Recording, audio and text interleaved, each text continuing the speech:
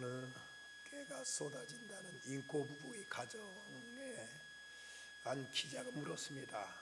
그렇게 행복하게 사는 이유가 무엇이냐, 그 비결이 뭐냐 물었더니 그 부인 대답이 뭐 다른 것 없고 그저 우리는 삼시세끼 늘 함께 먹는다는 것밖에 없습니다 라고 이렇게 대답하자, 기자가 묻기를 요즘은 한 끼 같이 밥 먹는 가정도 흔치 않다는데 어떻게 하루 세 끼씩이나 그렇게 같이 식사를 함께 하십니까? 라고 이렇게 놀라면서 남편한테 물었습니다.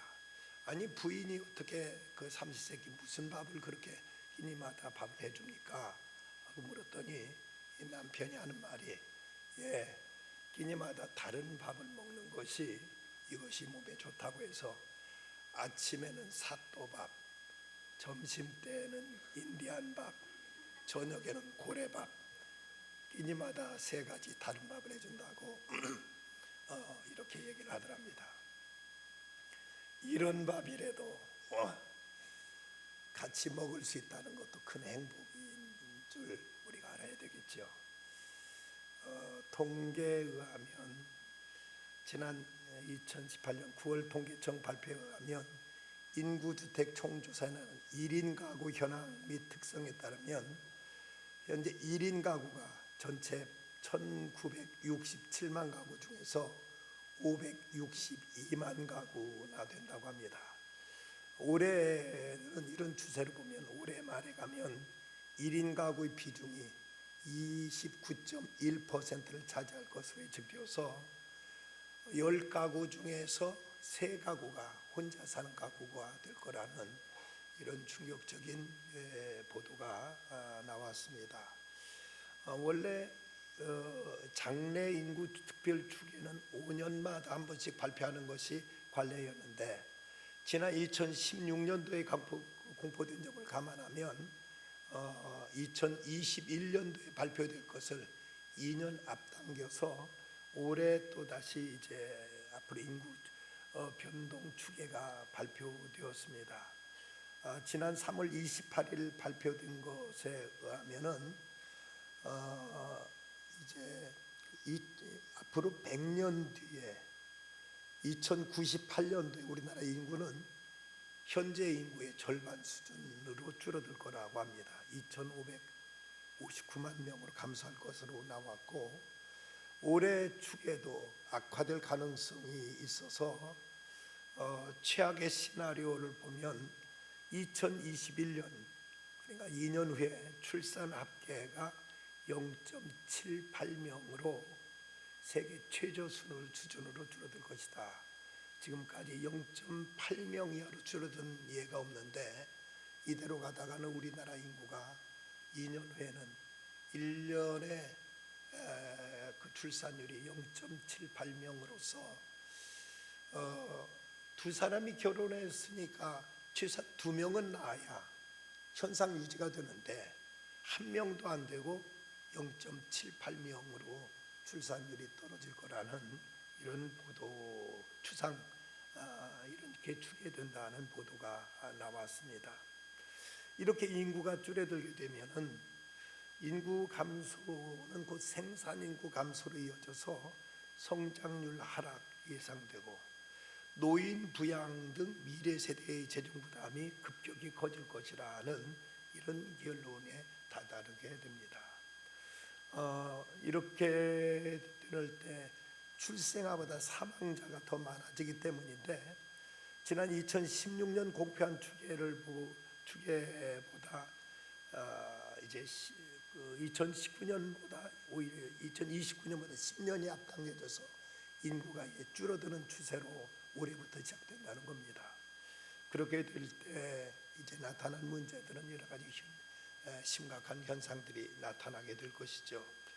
고령 인구 비중이 40%가 넘어서는 시점도 2058년도에서 2051년으로 7년이 줄어들고 올해 통계청 2065년 기준 중위 연령, 그러니까 중간층 연령이 62.2세였었는데 그러나 2016년도에는 58.7세 전망돼서 3년 새 3.5세가 줄어들어서 앞으로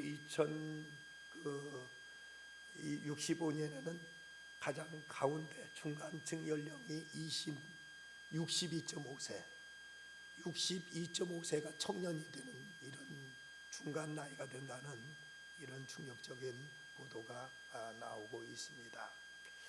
올해 통계청은 2065년도 중인노총이 65세 추계했지만 2016년도에는 58.7세였는데 벌써 3.5세가 늘어난 것으로 이렇게 보도되고 있습니다. 세계 시장 조사 기관인 유로모니터에서는 가족의 미래를 보는 전망 보고서를 통해 가족의 개념이 바뀌어지고 있다.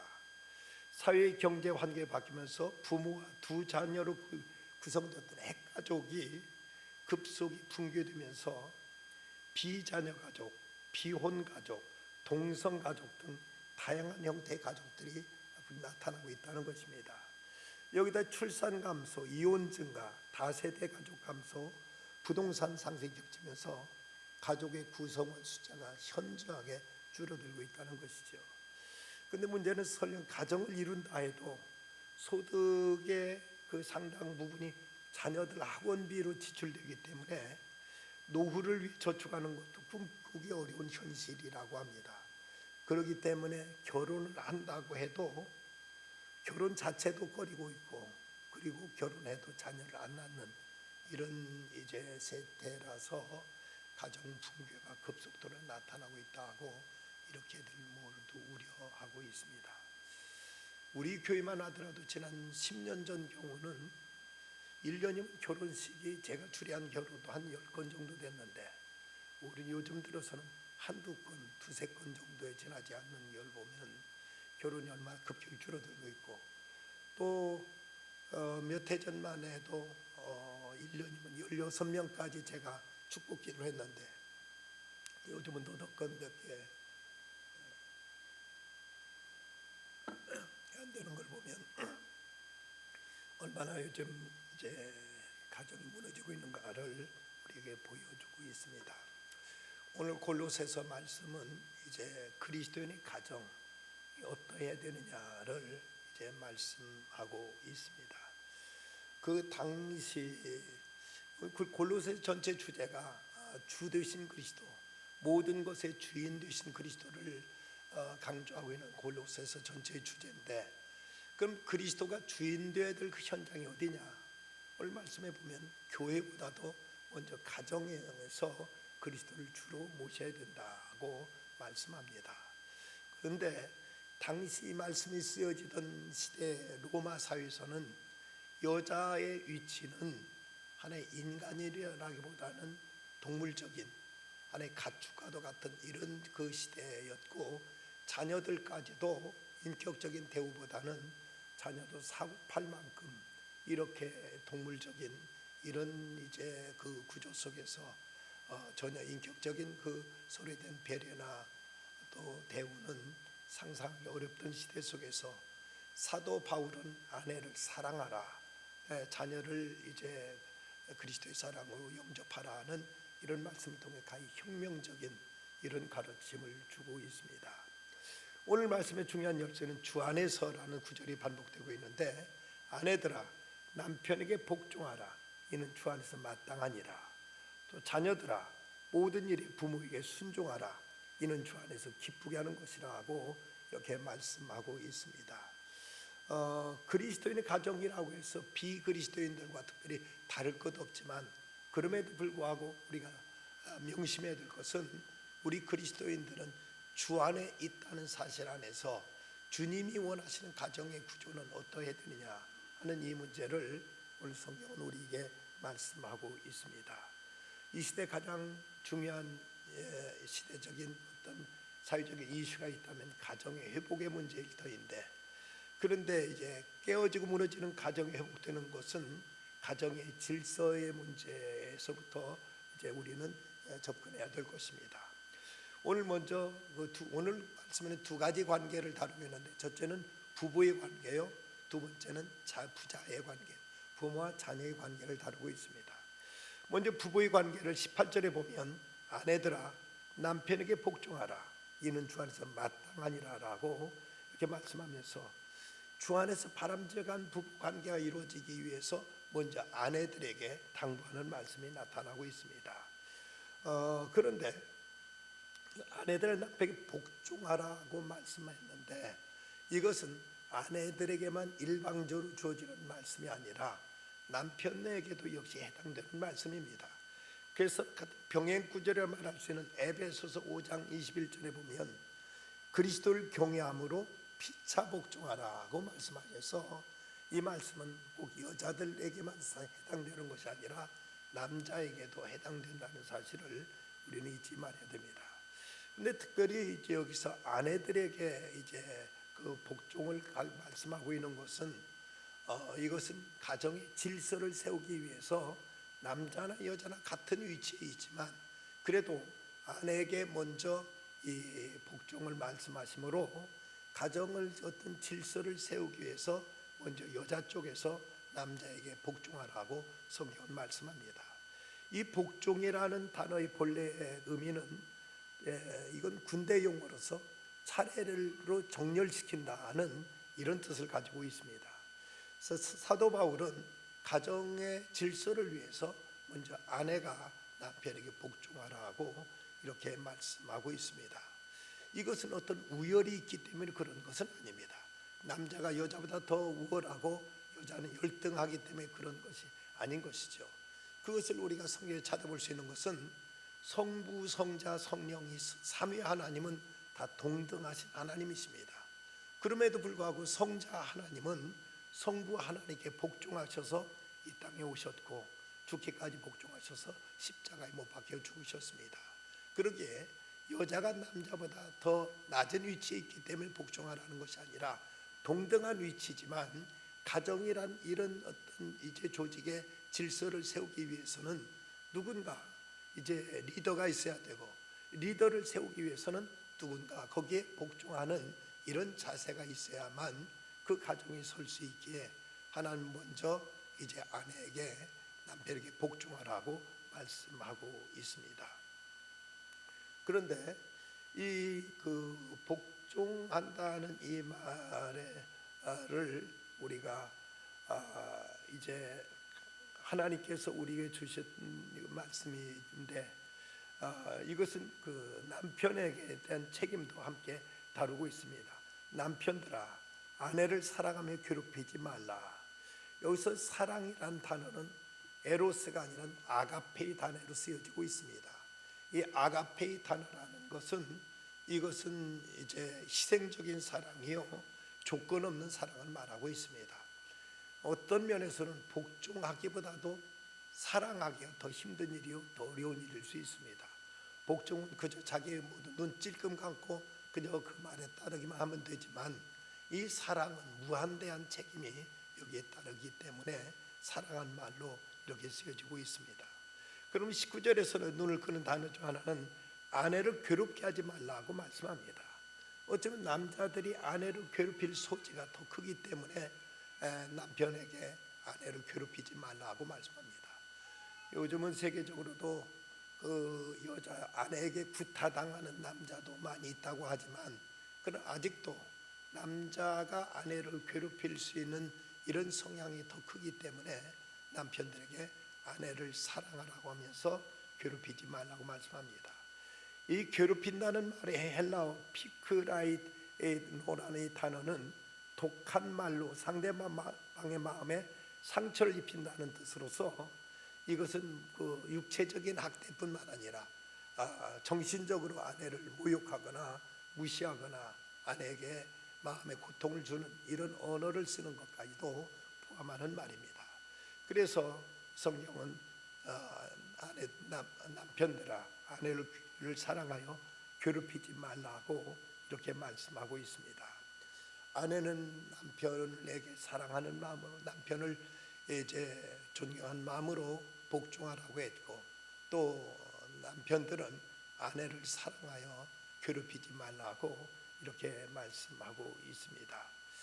오늘날 우리 가정의 위기를 만나고 있는데 그 이유는 무엇 때문일까? 사랑이 없기 때문일까? 사랑이 없기 때문이라기보다는 사랑이 왜곡됐거나 변질되었기 때문입니다. 성경에 말씀하고 있는 사랑은 에로스의 사랑이 아니라 바로 아가페적인 사랑으로 사랑하라고 말씀하셨습니다. 아가페의 사랑에는 무한된 책임이 따르게 됩니다.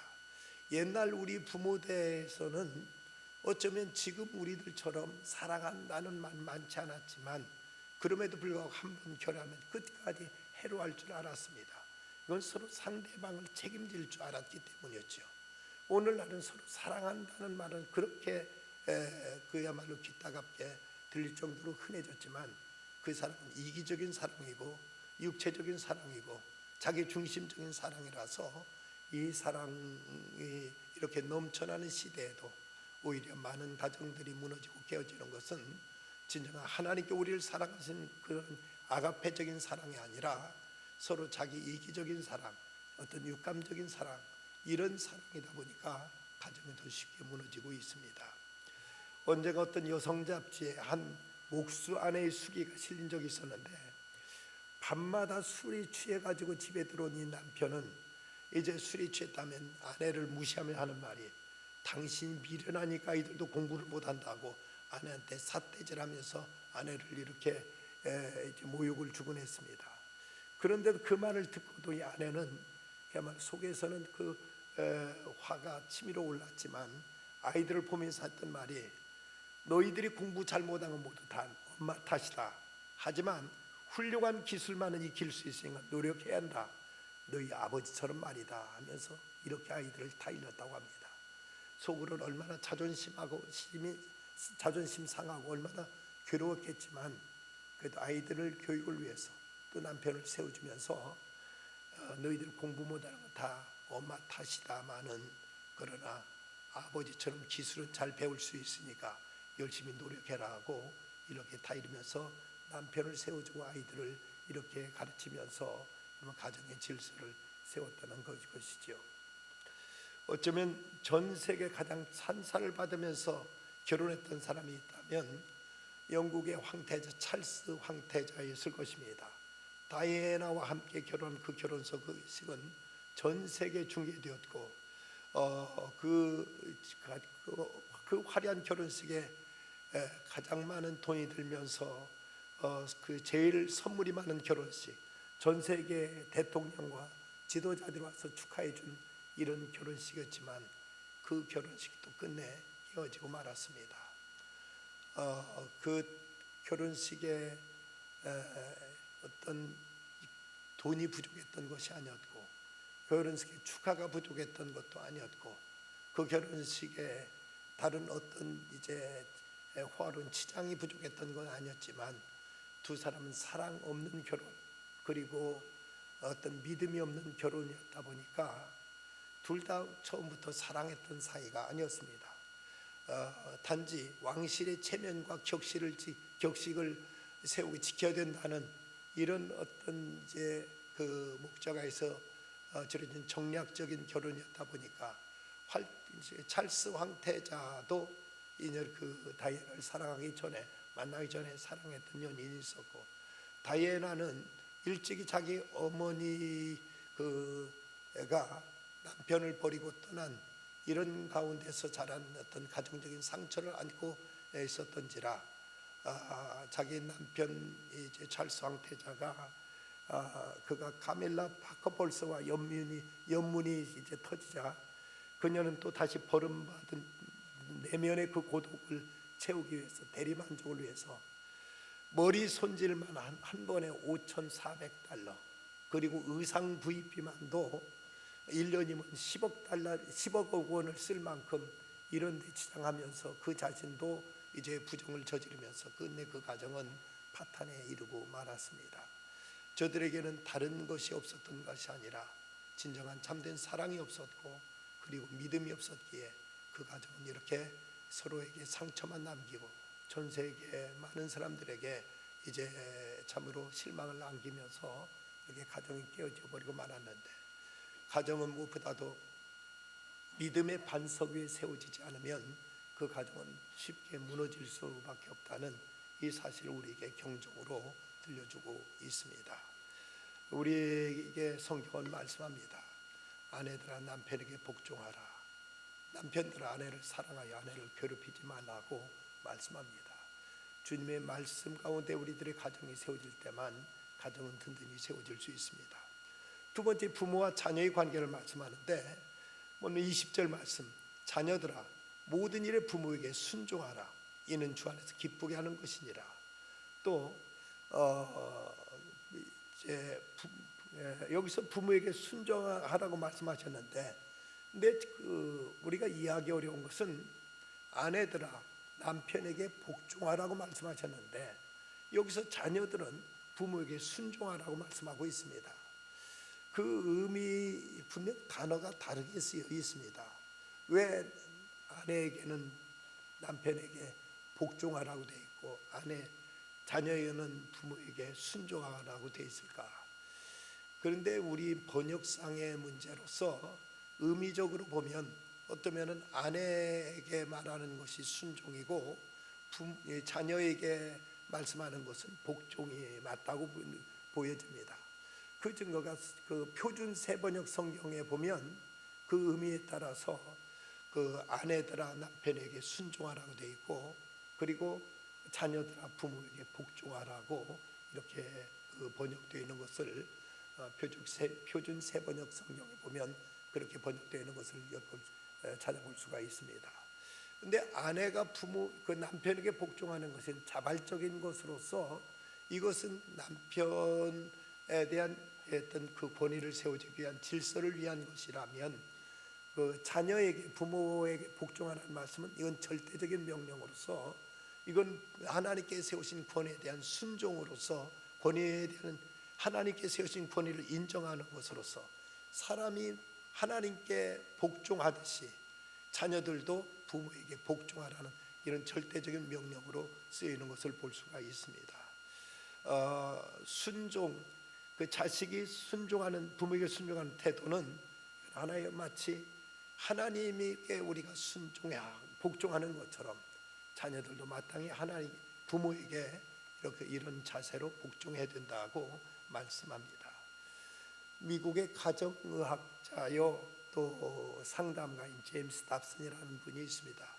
이분이 콜로라도의 유명한 포커스 온 더 패밀리라는 유명한 그 가정사역 기관을 세워서 전 세계 가정 회복을 위해서 수백 개의 방송국을 운영하면서 가정사역을 위해서 이제 사역하고 있는 분인데, 이분이 미국의 민주주의적인 교육이 부분적으로 실패했다고 지적하면서 그 실패 원인을 이렇게 지적하고 있습니다. 지금까지 미국의 교육은 자율성은 강조해 왔지만 자율성을 강조한 만큼 그만큼의 농도로 책임감을 강조하지 않았다. 또한 우린 독립성은 강조했지만 독립성 못지않게 중요한 권위에 대한 순종을 가르친 일에는 완전히 실패했다. 미국은 지금 그 실패의 열매를 거두고 있다. 자율성을 강조하면서 책임감을 강조하지 못한 것, 또 독립성은 강조했지만 구원에 대한 순종을 가르치지 못한 것이 미국 교육의 실패의 큰 요인이라고 말하고 있습니다. 그러면 하나의 사례를 그는 설명하고 있는데, 아이들이 뛰어노는 학교 운동장에 울타리를 쳐놨더니 아이들이 운동장 안에서 자유롭게 뛰어놀더랍니다. 그런데 울타리를 제거하고 나니까 우리 아이들이 더 위축돼 가지고 운동장 전체를 사용하지 못하고 운동장 한쪽에서만 옹기종에 모여서 그 안에서만 조심스럽게 놀더라는 것이죠. 그러면서 이 제임스 답슨이 한 얘기는 아이들을 위해서는 오히려 울타리가 필요하다. 울타리가 있을 때 아이들은 더 활발하게, 더 아이들은 더 활기차게 뛰어놀더라. 울타리를 제거해버렸더니 아이들은 더 위축되고 더 조심스럽고 더 두려워하면서 제대로 뛰어놀지 못하더라.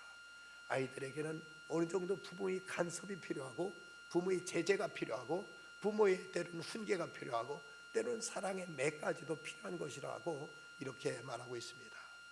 요즘 지나치게 자유가 강조되면서 인격을 또 지나치게 존중한다고 하면서 소수의 인권을 위해서 다수의 이익이 침해되고 있고, 그리고 개인의 자유를 강조하면서 공동체가 파괴되고 있는 이런 오늘의 현실의 교육은 대단히 많은 문제를 야기하고 있고, 전통적인 어떤 가치관을 무너뜨리면서 오늘날 가정 붕괴에 큰 몫을 차지하고 있는 걸 보면 참으로 무조건 자율성만 강조하는 것이 바른 교육인가? 성경은 그렇게 말씀하고 있지는 않습니다. 자녀들에게 가르치기를 부모에게 순종하라고 말씀하고 있고, 어떤 경우는 부모에게 자녀들에 대한 매를 아끼지 말라는 말씀도 성경 기록되고 있는 걸 보면 무조건 자율만이 능사는 아니라는 것을 우리는 깨닫게 됩니다. 하나님 믿는다고 하면서도 하나님을 사랑하지 못하고 하나님 앞에 제대로 된 신앙생활을 하지 못하고 있는 사람들을 보면 대체로 어려서 부모에게 순종하는 법을 배우지 못했기 때문이라고 합니다. 어려서부터 부모에게 바른 교육을 배우지 못한 사람들은 교회 생활도 신앙생활도 제대로 하지 못하더라는 이런 이제 연구 조사 결과가 나오기도 했습니다. 어려서부터 순종의 미덕을 배운 자녀들이 거기서 사회생활, 직장생활, 어떤 공동체 생활도 제대로 질서 있게 잘하는데, 제멋대로 어떤 그 순종의 훈육을 배우지 못한 경우 어느 사회에서도 제대로 적응하지 못하고 이제 그 공동체 생활에 있어서 외톨이가 되는 예가 많더라는 이런 이제 그 조사 보도도 나오고 있습니다. 우리는 하나님 앞에 순종하듯 부모에게 순종하는 법을 배워야 될 것입니다. 그럴 때 우리는 바른 질서와 바른 훈육을 우리는 또 이제 가정 안에서도 이루어가게 되는 것이죠. 그런데 어떤 경우 부모가 부당한 지시를 할 때에도 그럼 그 자녀는 무조건 순종해야 되는가? 그렇게 말할 수는 물론 없습니다. 만약 부모가 자녀에게 너 가서 도둑질해 와라 하고 이랬다면 어떻게 될 것인가? 이럴 때는 가장 최고의 권위이신 하나님의 말씀을 따라야 되는 것입니다. 군대에서도 소대장의 명령보다는 중대장의 명령을 더 우선해야 될 책임이 있듯이 우리가 부모에게 마땅히 복종해야 되지만, 그러나 그 최고의 권위이신 하나님께서 우리에게 도둑질을 금하고 계신다면 부모님께 우리는 그렇게 말씀드려야 되겠죠. 아버지, 저는 그 일만은 못하겠습니다. 왜냐하면 도둑질은 하나님께 금하신 일이기 때문입니다. 또 제 양심이 그 일을 허용하지는 않습니다. 그러나 부모님 말씀에 순종하고자 하는 제 마음만은 변함이 없습니다. 이럴 때에도 우리는 부모에 대한 순종하는 그 자세만은 잃지 말아야 될 것이지만, 그러나 우리가 부모의 부당한 이제 분명하게 하나님 말씀에 어긋나는 이런 지시에는 우리가 순종할 수 없는 것이 또한 이제 부모에 대한 복종의 한계인 것을 알아야 됩니다. 그 다음에 이제 부모의 책임을 21절에 말씀하는데, 아비들아 너희 자녀를 노엽게 하지 말지니 낙심할까 함이라. 여기서 이제 아버지를 호칭하고 있는 것은 아버지가 가정의 지도자이기 때문에 가정에 든 모든 이런 일의 궁극적인 책임이 아버지의 몫이기 때문입니다. 그 교육, 자녀 교육의 궁극적인 책임도 아버지가 있다는 것입니다. 그런데 한국의 대다수의 가정에서는 아버지는 바쁘다는 이유로 자녀 교육에 거의 소홀하거나 무관심한 경우가 많고, 또 어떤 경우는 근래에 나온 어떤 자녀 교육, 자녀를 소위 스카이 대학에 입학시키기 위해서는 부모의 그 어머니의 열성과 아버지의 무관심이 필요하다는 이런 얘기까지도 다 나오고 있는 실정입니다. 하지만 이것은 결코 성서적이 아니고 이건 대단히 그 잘못된 이야기죠. 어느 가정에서 아버지 권위를 가르치느라고 그랬는지 그 집에는 식탁에 아버지 좌석이 따로 있다고 합니다. 물론 대체로 가정들이 아버지가 앉는 좌석들이 따로 있겠지요. 아버지가 안 계실 때도 그 의자는 아무도 앉지 못했습니다. 그 불문율이었는데, 오늘 아버지가 이제 지방 출장 가셔서 비우게 되니까 그 집에 7살짜리 막내 아들 녀석이 그 자리에 떡 아버지 자리에 앉더랍니다. 어머니는 그 야단을 치려고 하다가 갑자기 그 아이에게 오늘 한 번만 그 자리에 앉는 것을 허락해 준다. 네가 오늘은 아빠 역할을 좀 해볼 모양이지. 그럼 네가 한번 오늘은 아빠처럼 해봐라 하고 이렇게 이제 말했습니다. 그러자 장난기가 섞였던 그 발동했던 그 누나가 옆에 있다가 동생에게 이렇게 말합니다. 아빠 식사 끝나고 우리 숙제 좀 도와주셔야 돼요 라고 이렇게 그 자기 동생인 그 어린 7살짜리한테 이렇게 말했습니다. 그냥 그 꼬마가 하는 말이 걸작입니다. 아빠는 바쁘단다, 너희 엄마한테 물어봐라 하고 말하더랍니다. 그 가정에서 그 평소에 어떠했던가를 보여줬던 모양이죠.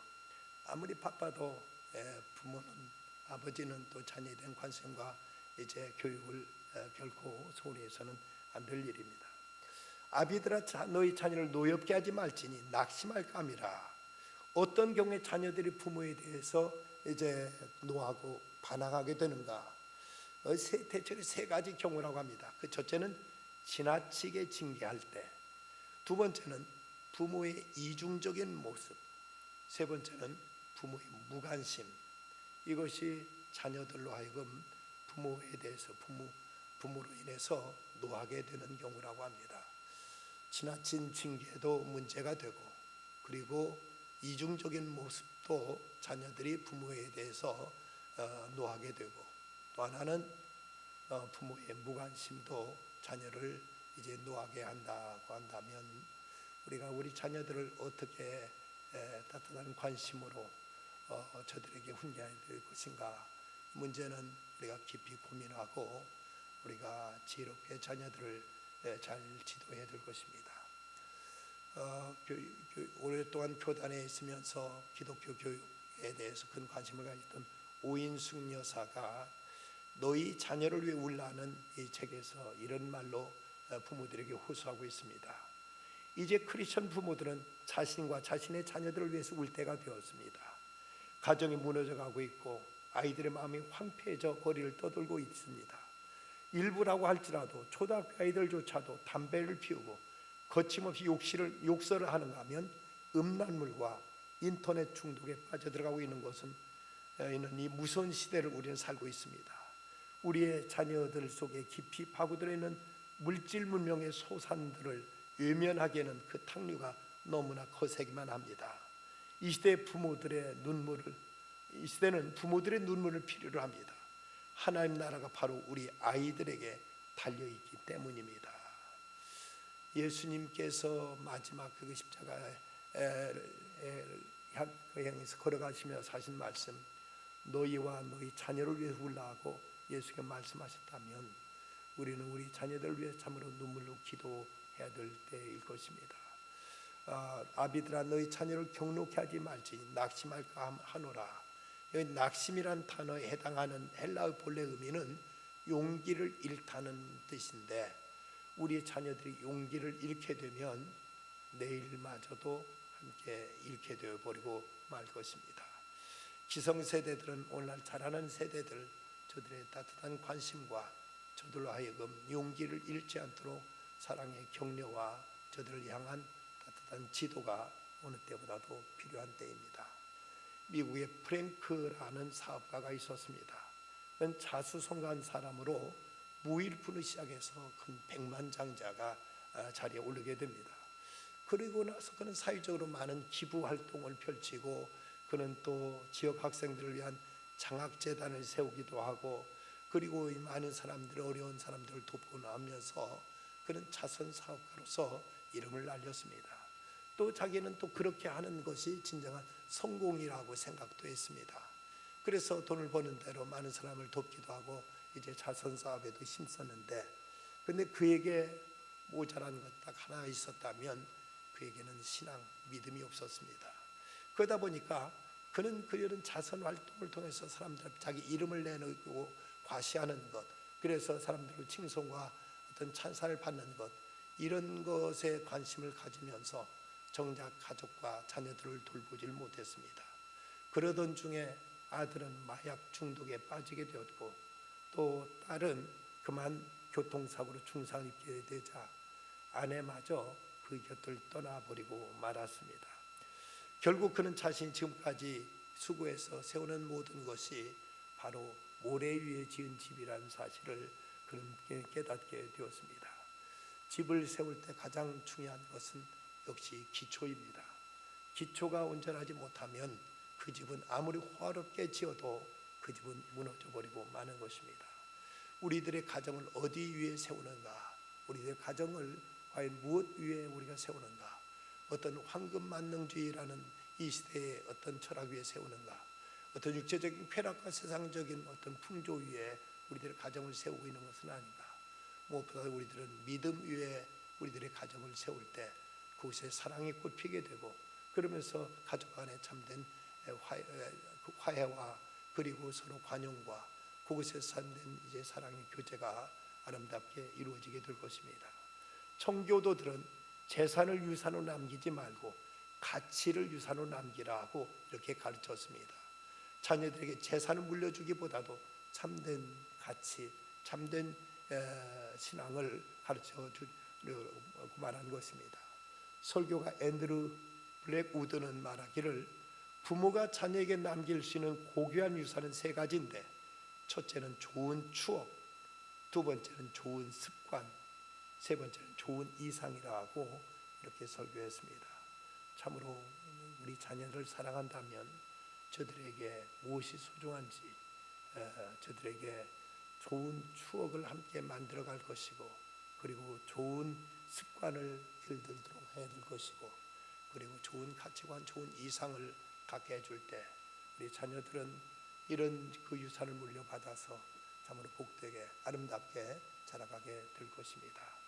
하나님께서는 우리들에게 이 가정 안에서, 주 안에서 가정을 세우라고 말씀하십니다. 아내들은 남편에게 복종하라고 하셨고, 남편들 아내를 사랑하며 아내를 괴롭히지 말라고 말씀합니다. 또 자녀들은 부모에게 복종하라고 말씀하셨고, 부모들은 자녀를 사랑하며 자녀를 괴롭히기, 화나게, 욕놓게 하지 말라고 말씀하고 있습니다. 우리에게 주님 말씀을 따라 우리들의 가정을 세우는 중에 우리들의 가정이 반석에 세워진 아름다운 낙원, 아름다운 가정 화원을 이루는 우리들의 모든 가정들이 될 수 있기를 간절히 기원합니다. 기도하십시다. 고마우신 아버지 하나님, 이 밤도 죄 전에 나와서 죄 말씀을 받습니다. 하나님, 이 시대에 많은 가정이 무너져 가고 있고 가정이 해체돼가는 이런 시대 속에서도 믿음의 가정들을 바로 세워서 하나님 모시기 아름다운 가정들이 다 되게 해주시옵소서. 예수님의 이름으로 기도드립니다.